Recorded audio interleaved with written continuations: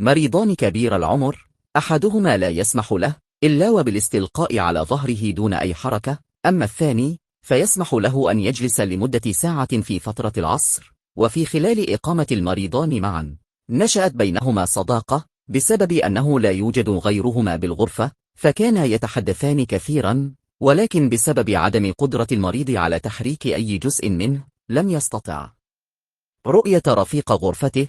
كان المريض المسموح له بالجلوس لمدة ساعة، سريره بجوار النافذة، فكان يقوم بناء على طلب المريض المستلقي بوصف المنظر في الخارج عندما يجلس. فكان يخبره أن المكان بالخارج عبارة عن حديقة بها بحيرة يسبح فيها البط، أما الأطفال فيلعبون في الماء، كما أنه يوجد رجل يكتري المراكب، أما السماء فزقتها تأخذ الأنفاس.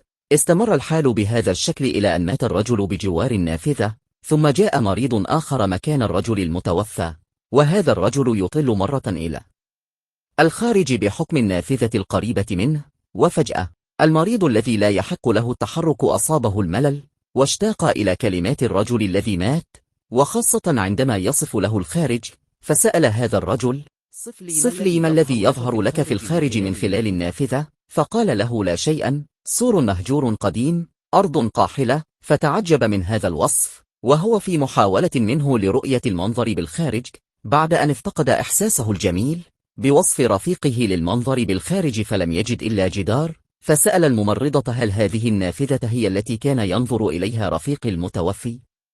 فقالت: نعم. فبدا على الرجل التعجب، فسألته الممرضة ما به، فأخبرها كيف كان رفيقه يصف له المنظر من النافذة المجاورة له. وهنا انتقل التعجب من الرجل إلى الممرضة التي أطلقت مفاجأتها، حيث أخبرت الرجل بأن رفيقه في الغرفة كان رجل أعمى.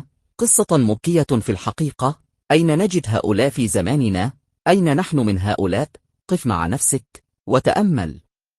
هل فعلت مثل هذا في حياتك؟ كن أنت مصدرا للسعادة للناس. تعش ذكراك أكثر من عمرك.